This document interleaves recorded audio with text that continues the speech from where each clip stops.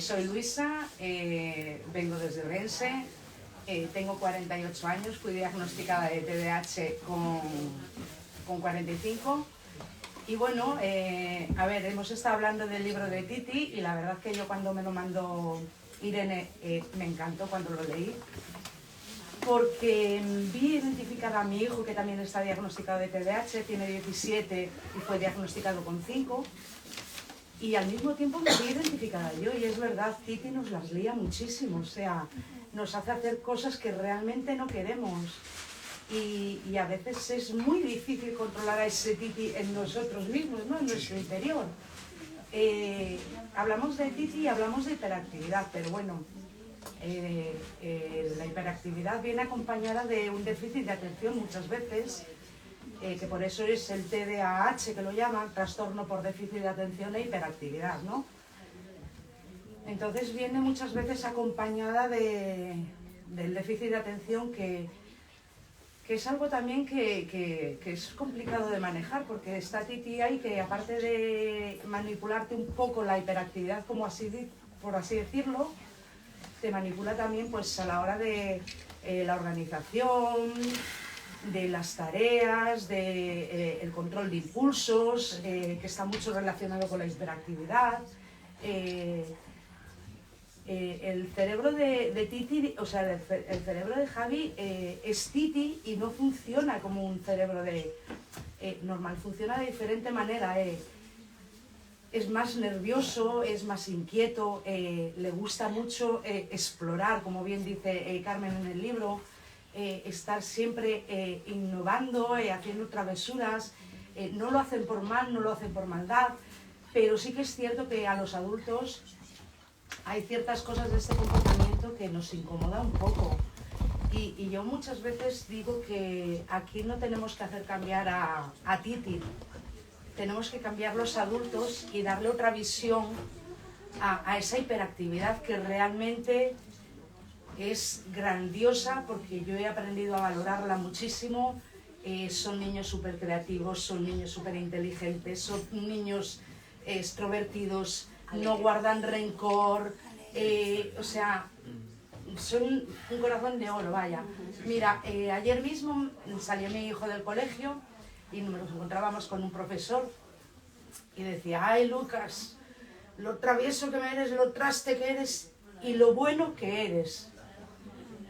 Y a mí eso me llena, porque a veces como madre no me doy cuenta de ello. Sé que está ahí, sé que es real, pero muchas veces ya no solo los padres, sino la sociedad también, nos quedamos con esas cosas que Titi hace, ¿no?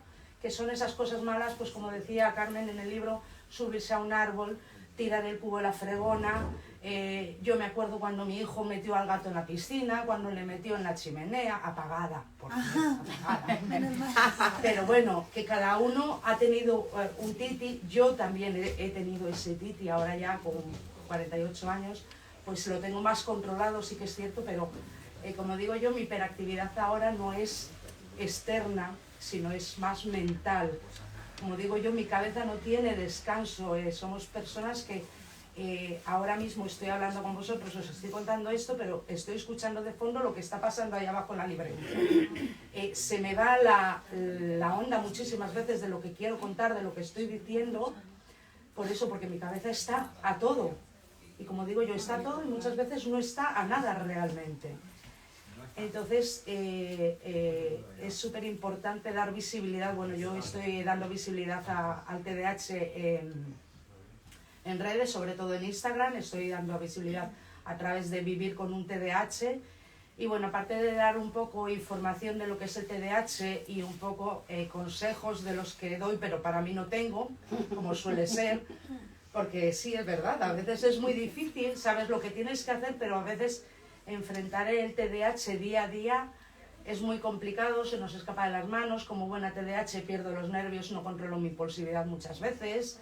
Entonces esto hace que el lidiar con el TDAH todavía se complique un poco más, ¿no? Porque, como digo yo, estamos ahí continuamente chocando. Pero bueno, creo que es súper importante dar visibilidad a este trastorno, porque es una cosa que es muy invisible, que la sociedad no ve y como decía antes, se queda con las cosas malas.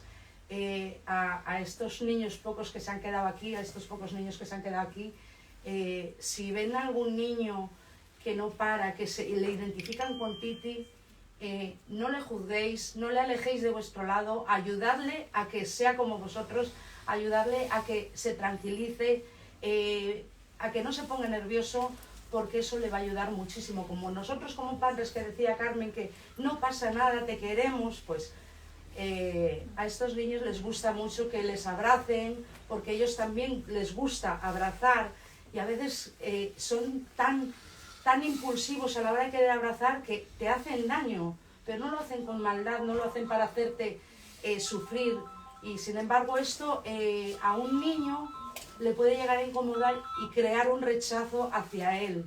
Entonces creo que es súper importante entender el TDAH, entenderles, comprenderles, empatizar con lo que viven, y poco más creo que puedo decir yo ya. Muchas gracias, Luisa. Gracias a vosotros.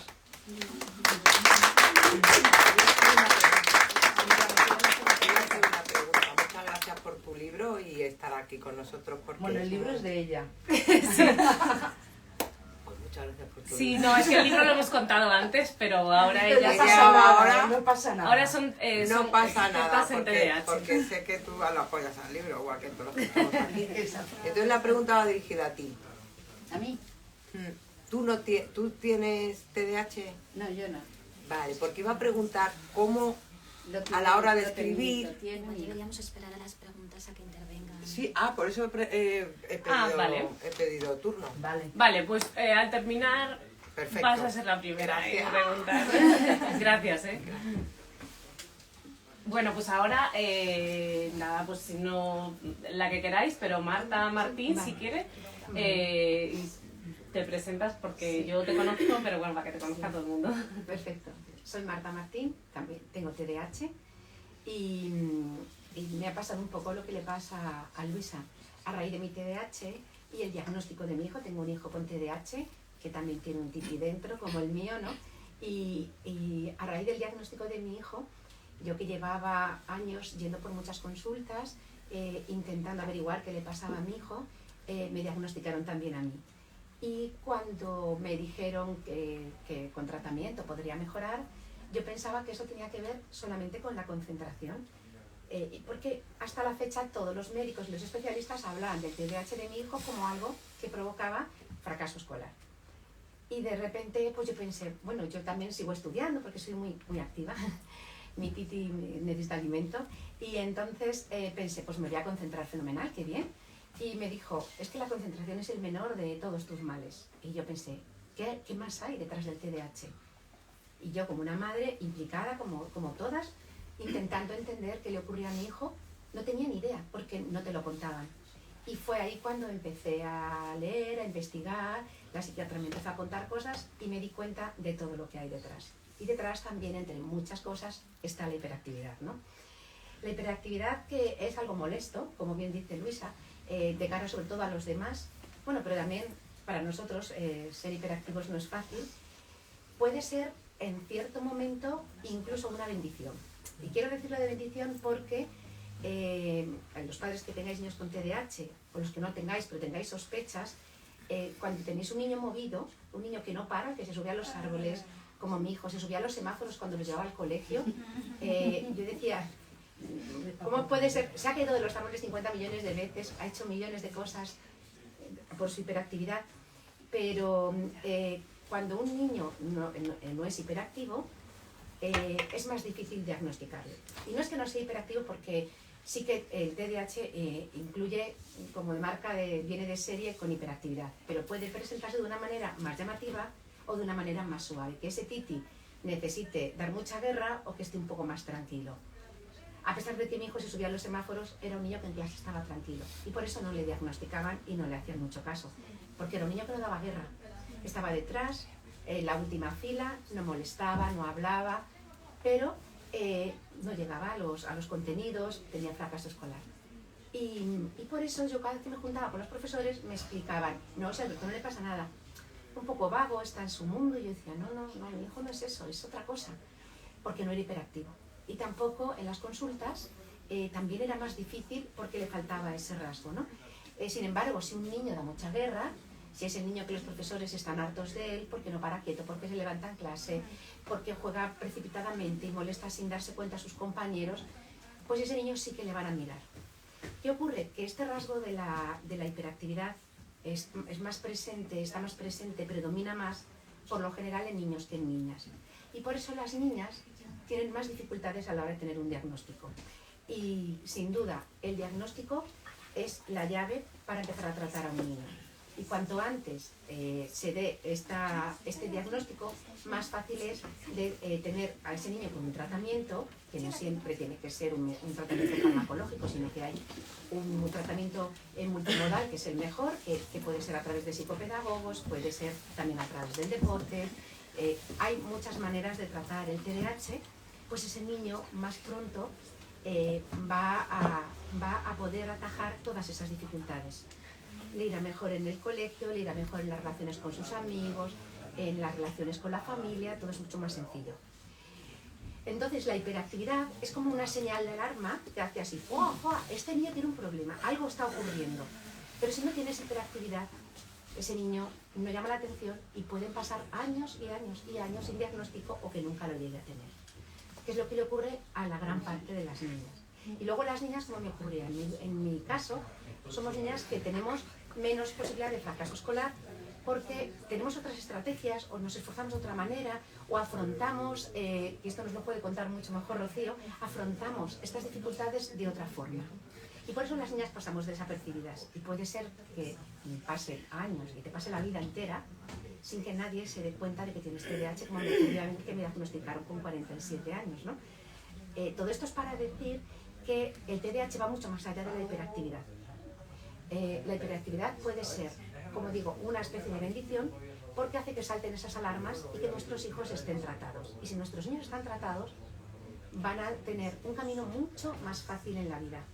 Por lo tanto, vamos, todo esto que comento es para que si tenemos niñas, no son hiperactivas y tienen buenas notas, no significa que no tengan TDAH. Hay que tener una mirada muy atenta sobre las niñas, porque pueden estar sufriendo mucho más, porque hacen este enmascaramiento, este masking de sus síntomas para pasar desapercibidas. ¿Qué hace una persona con TDAH desde que nace?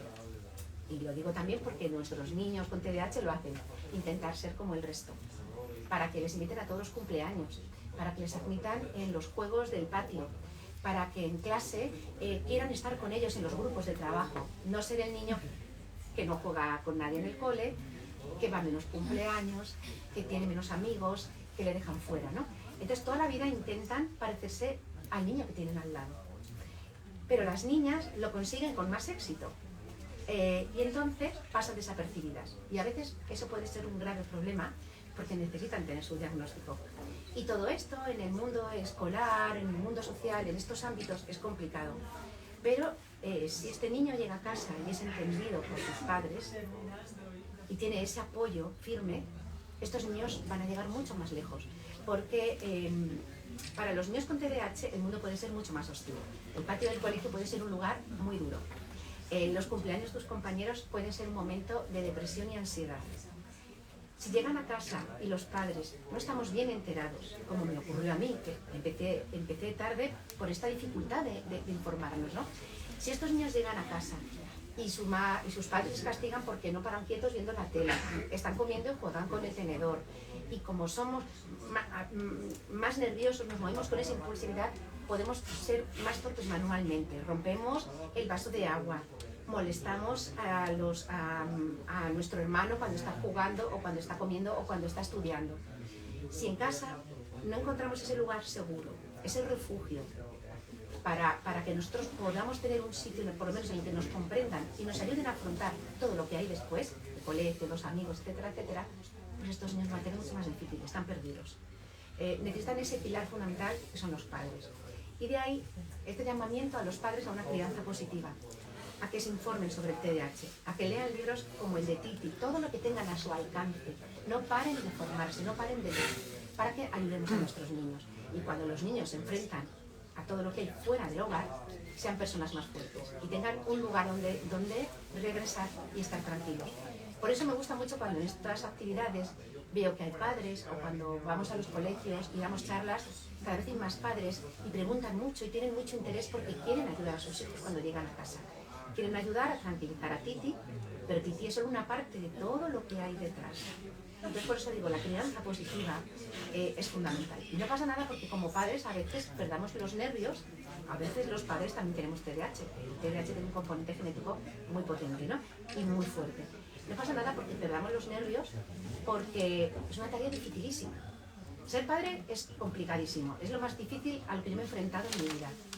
Pero ser padre de un niño con alguna dificultad, TDAH, TEA, dislexia, cualquier otra dificultad, ya es una tarea, bueno, es lo más complicado, porque además es un trabajo 24 días, 24 horas al día, 7 días a la semana, 365 días, como dicen, 24/7, full time, ¿no?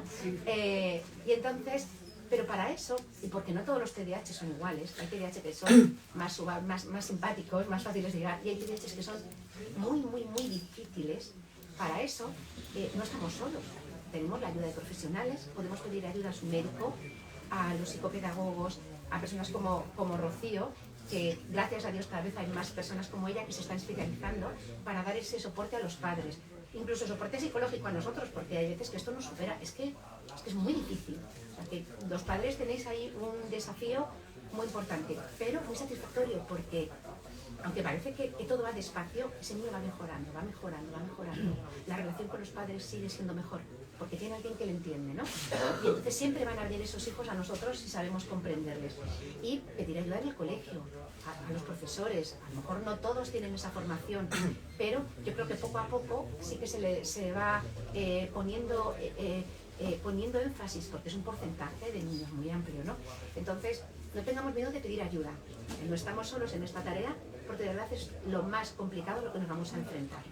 Pero os aseguro que el resultado y el esfuerzo merece la pena. Los niños progresan y cuando los ves crecer, pues piensas que sí que estás haciendo un buen trabajo y ellos van responden muy bien. No es que no quieran trabajar, tienen una capacidad de trabajo tremenda y son niños que bien llevados son muy especiales, son niños con una fortaleza tremenda. Todo este esfuerzo merece mucho la pena, pero como digo, hay que trabajar, hay que consultar, hay que llorar, hay que gritar, hay que pedir ayuda y sobre todo compartirlo con otros padres o en foros donde te sientas comprendido ayuda mucho a superar ese día a día. Así que mucho ánimo, mucha atención a las niñas que están más desprotegidas por todo esto que os he comentado y mucho trabajo, pero que sepáis lo que digo, que no estáis solos y que tenéis muchos foros y muchos lugares a donde acudir. Así que ánimo con ello. Gracias, Marta.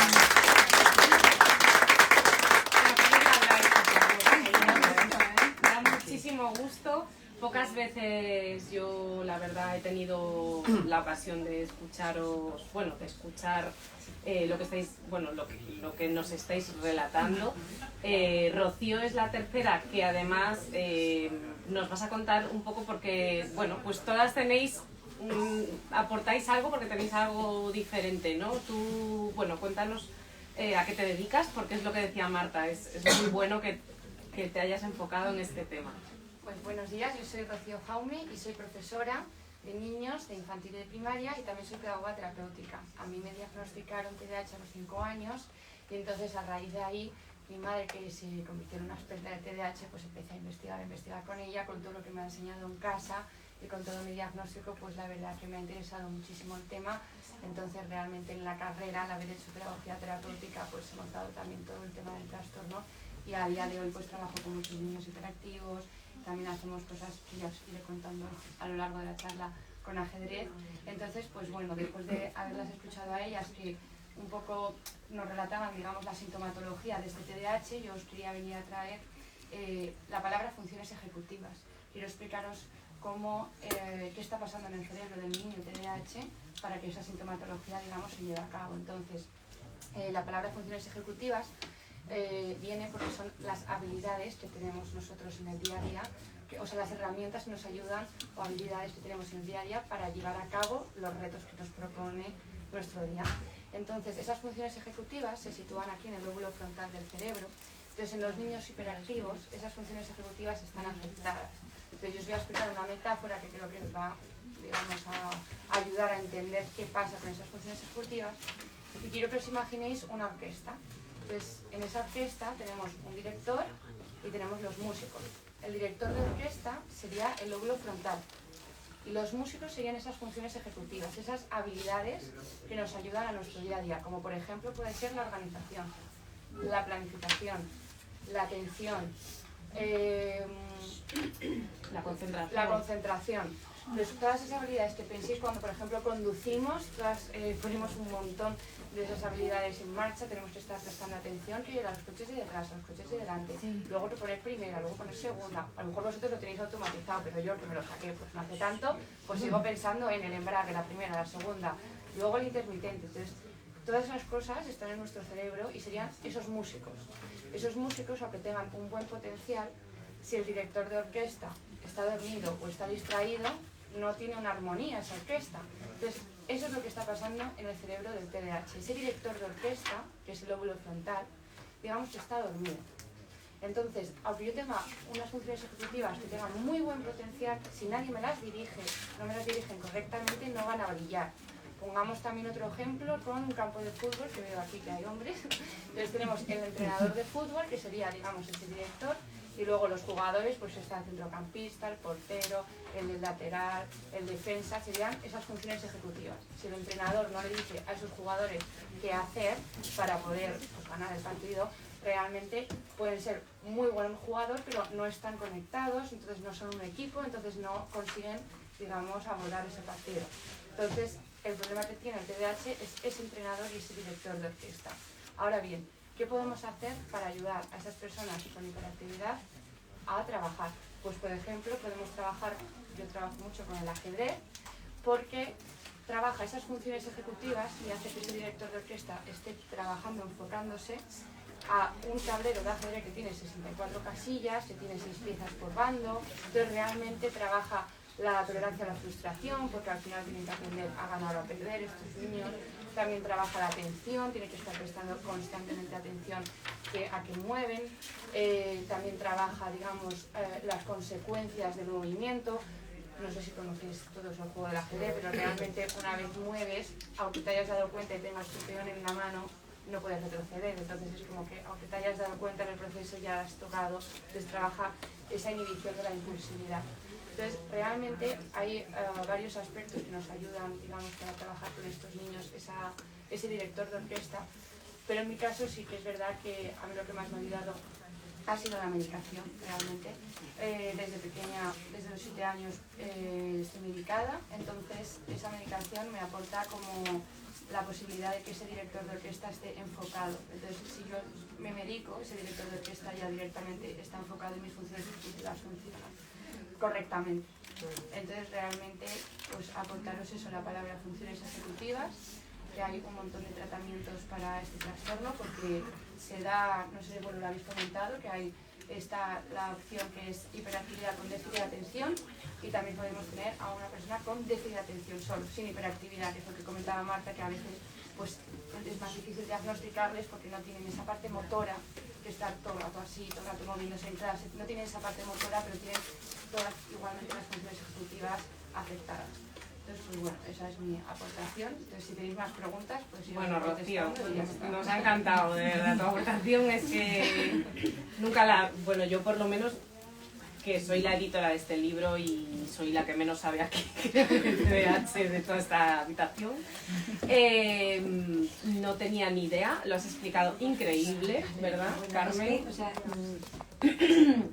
Es la primera vez